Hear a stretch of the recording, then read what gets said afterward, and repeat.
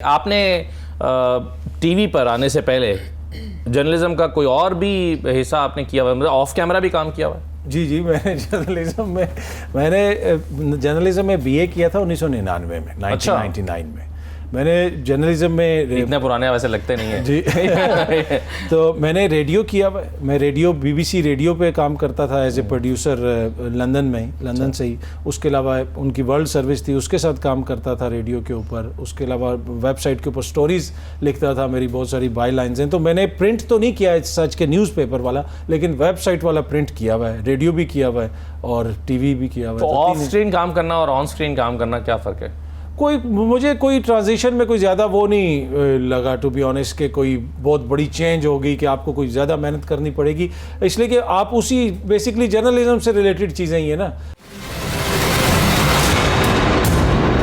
عاصمہ صاحبہ یہ بتائیں کہ آپ بھی تو پروڈیوسر رہی ہیں پہلے. بالکل. تو آپ آف ایئر کام کرنا اور آن ایئر کام کرنا کیا فرق ہے؟ میرے خیال سے زیادہ انٹرسٹنگ کام رہا پروڈکشن کا. میں ابھی بھی اکثر میں بات یہ کرتی ہوں ایز این اینکر, اگر مجھے کہیں کہ تو میں اپنے آپ کو اتنے زیادہ مارکس نہیں دوں گی, تو ایز اے پروڈیوسر میں نے جو کام کیا میں 99% دے سکتی ہوں, کیونکہ وہ میرا ایک پیشن تھا. ڈاکومنٹریز بنائی, فیلڈ میں کام کیا, اسٹوڈیو بیس. آپ کی ٹیم کے لیے تو بڑا چیلنجنگ کام ہوگا, کیونکہ انہیں پتا ہوگا اینکر کو تو سب پتا ہے. ابھی بھی وہ مجھ سے اگر کوئی بات پوچھ رہے تھے تو میں سیٹ پہ بیٹھ کے بتا رہی ہوتی ہوں کہ فلاں چیز کیمرہ اینگل ٹھیک کرو, یہ کیمرہ ادھر رکھو, پرچر میں خود بتا رہی ہوتی ہوں. تو ڈیورنگ پروگرام بھی آپ کو پتہ ہے اسکرین سامنے لگی ہوتی ہے, اپنا فریم وغیرہ خود بھی سیٹ کرنا. تو پروڈکشن ایک بہت ڈفرینٹ, ٹوٹلی ڈفرینٹ ایک فیلڈ ہے, اور اس میں میں نے کام کیا, پاکستان سے باہر بھی کیا, رپورٹنگ بھی کی. کن اینکرز کے ساتھ تھے؟ پراچا صاحب بھی جاتے تھے, حامد میر صاحب کے ساتھ میرا شو تھا کیپٹل ٹاک, میں اس کی پروڈیوسر تھی.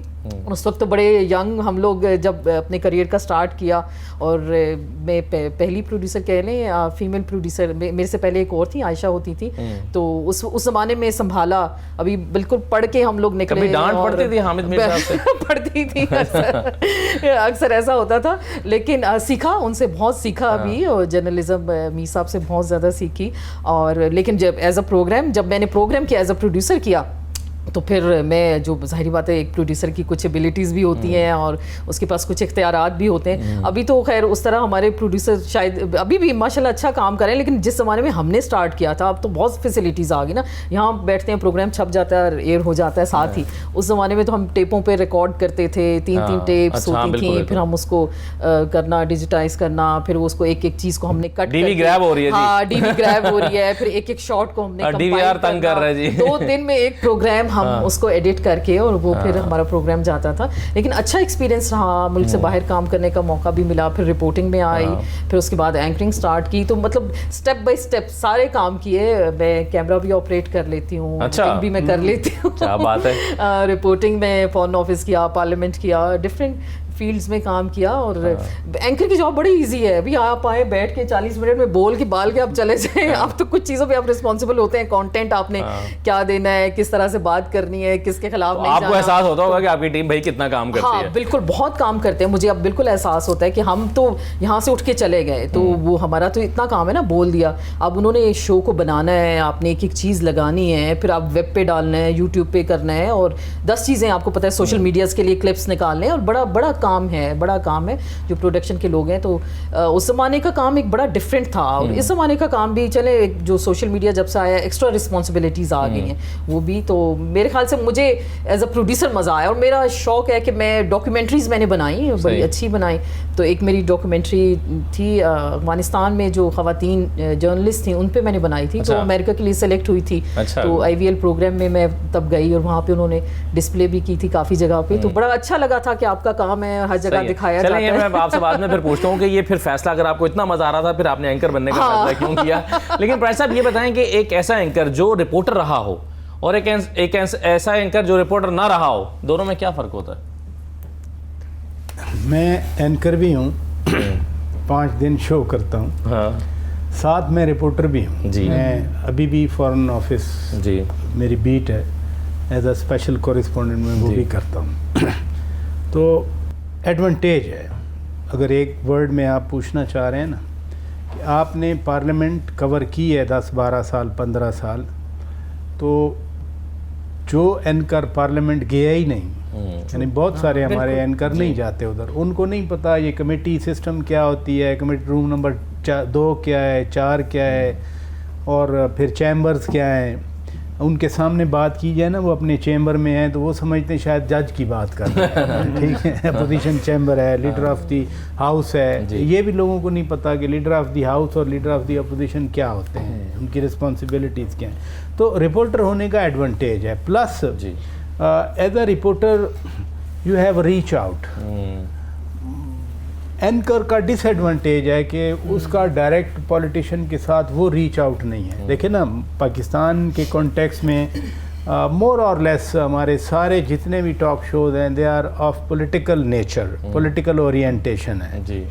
تو جو اینکر رپورٹر نہیں رہے یا جو جاتے بھی نہیں ہیں اسمبلی میں, ان کی ڈائریکٹ ایکسیس نہیں ہوتی. وہ they are at the mercy of their کوآرڈینیٹرس, کہ کوآرڈینیٹر نے کہا جی میں فلاں کو لا رہا ہوں, اس نے کہا ٹھیک ہے. سب کچھ جو اسمبلی کے اندر ہو رہا ہے وہ اسکرین پہ نظر نہیں آتا. بہت ساری چیزیں ہیں. ایک خیر پاکستان میں ایک ایسی ہوا بنائی گئی ہے کہ پولیٹیشین کو کچھ نہیں پتا, دے آر irresponsible پیپل. لیکن آپ سم ٹائمز ڈیبیٹ ہو رہی ہو, آپ بیٹھ کے سنیں, یو لرن اے لاٹ. مثلاً ایز چودھری اعتزاز احسن صاحب نے ایک دن 3.5 گھنٹے کی تقریر کی. کین یو امیجن, 3.5 گھنٹے, اور بڑی مدلل اینڈ نیٹڈ. وہ پتہ نہیں آپ بیک گراؤنڈ بتانا مناسب ہے یا نہیں. اسحاق خان کے ساتھ ٹاکس ہو رہی تھیں. مجھے عجیب سا لگ رہا ہے کہ جو میں جانتا ہوں وہ خواہ میں بیان کر رہا ہوں. فاروق لغاری اور آفتاب احمد خان شیرپاؤ صاحب اور دیگر بی بی نے بھیجے بات کرنے کے لیے, اور ایک ایشو تھا اس پہ اب میں نہیں جاتا. تو وہ ادھر وہ ٹاک ہو رہی تھیں. ادھر سے یہ کچھ ایسی بات نہیں کرنا چاہ رہی تھی پیپلز پارٹی, اپوزیشن میں تھے نا اس وقت. تو بی بی شہید نے پرچی بھیجی اعتزاز کے لیے کہ کیپ ٹاکنگ. تھوڑی دیر کے بعد پرچی آ جاتی. 3.5 گھنٹے جو ہے نا, ٹل دا ٹائم کہ وہ ٹاکس کامیاب ہوئیں. تو چرچ صاحب نے وہ اب 3.5 گھنٹے ایک چیز کو گریب کرنا, اور بالکل اب میں نے جیسے کہا مدلل نیٹڈ, کہ آپ کا ایک پیراگراف دوسرے سے کنیکٹڈ ہے. تو بندہ سیکھتا ہے. ایک بار مولانا فضل الرحمان صاحب نے تقریر کی, یہ 2002 کی شاید اسمبلی تھی. اعتزاز احسن نے تقریر کی تو اس کے جواب میں مولانا صاحب نے تقریر کی, بے بس کر دیا چودھری اعتزاز احسن کو. You know, seeing is believing. جو آپ دیکھتے ہیں اس جیسی کوئی لرننگ نہیں ہے. تو رپورٹر کے ایڈوانٹیج یہ ہے کہ آپ ڈائریکٹ ایکسیس ہے, ریچ آؤٹ ہے, آپ بیٹھے ہیں, آپ سن رہے ہیں, آپ باہر نکلے ہیں, پیپل نو. ہمیشہ ایک چیز کا پرسپیکٹو ہوتا ہے, ایک بیک گراؤنڈ ہوتا ہے. آپ آج بھی کوئی چیز اگر ہو رہی ہے تو آپ کے کا اس کا ایک بیک گراؤنڈ بنتا ہے. آپ ریلیٹ کر سکتے ہیں. آپ نے اچھی بات کی کہ پرسپیکٹو بنتا ہے آپ کا, کہ آپ ایک پرسپیکٹو کے ساتھ باہر نکلتے ہیں.